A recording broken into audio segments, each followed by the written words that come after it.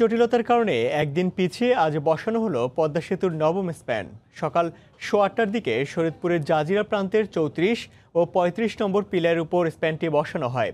এর ফলে এখন দৃশ্যমান 1350 মিটার সেতু। মাওয়া কুমারভোগ কনস্ট্রাকশন ইয়ার্ডে নবম স্প্যানটি প্রস্তুত করে রাখা হয়েছিল। সেখান থেকে 150 মিটার দৈর্ঘ্য ও 3140 টন ওজন স্প্যানটি নিয়ে বুধবার সকালে জাজিরার উদ্দেশ্যে রওনা হয় 3600 টন ধারণ ক্ষমতার ক্রেন। স্প্যানটি দুপুরে জাজিরায় নাওডোবা প্রান্তে পৌঁছে পরে বৃহস্পতিবার সকাল থেকে দুপুর পর্যন্ত স্প্যানটি পিলারে তোলার চেষ্টা করা হয়। তবে নাব্য সংকট ও যান্ত্রিক ত্রুটির কারণে গতকাল স্প্যানটি বসানো সম্ভব হয়নি। এ নিয়ে পদ্মা সেতুতে স্প্যান বসল 9টি।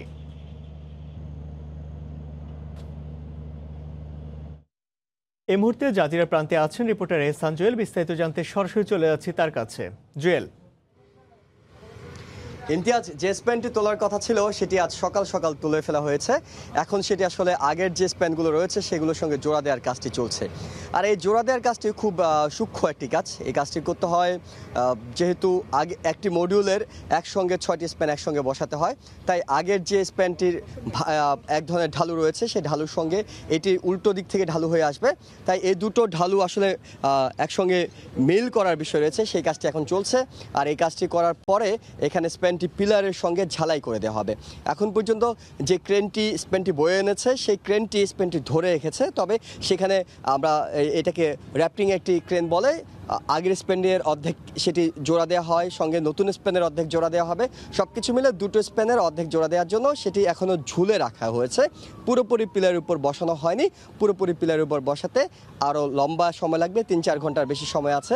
আর এই 3-4 ঘন্টা ধরে এখানকার প্রকৌশলীরা, বাংলাদেশি প্রকৌশলীরা, চায়না যে ঠিকাদার প্রতিষ্ঠান রয়েছে সেখানকার প্রকৌশলীরা, তারা চেষ্টা করবেন যে সুতোয় সুতোয় মিলে সেটি ঝালাই করে দেওয়ার। আর ঝালাই করে দেওয়া হলেই ক্রেনটি সরিয়ে নেওয়া হবে। ক্রেনটি সরিয়ে সেটি চলে যাবে মাওয়া প্রান্তে।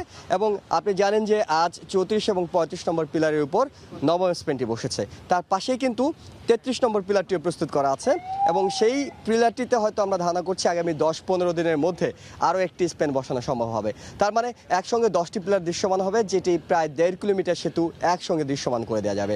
আর এই 1.5 কিলোমিটার সেতু জাজিরা প্রান্তে দৃশ্যমান করার পরেই কিন্তু কাজ সরিয়ে নেওয়া হবে পুরোপুরি মাওয়া প্রান্তে, এবং সেখানে নতুন করে স্প্যান বসানো শুরু হবে। যেহেতু সেখানে 14টিরও বেশি পিলার প্রস্তুত করা আছে, তাই খুব দ্রুত একটির পর একটি স্প্যান বসানো, 15 দিন 20 দিনের ব্যবধানে একটি করে স্প্যান বসানোর পরিকল্পনা আছে এখন পর্যন্ত এখানকার প্রকল্প সংশ্লিষ্টদের। আমরা অপেক্ষা করছি কখন সেই ঝালাইটি সম্পন্ন হবে এবং সেই খবরটি আপনাদের জানিয়ে দেবো।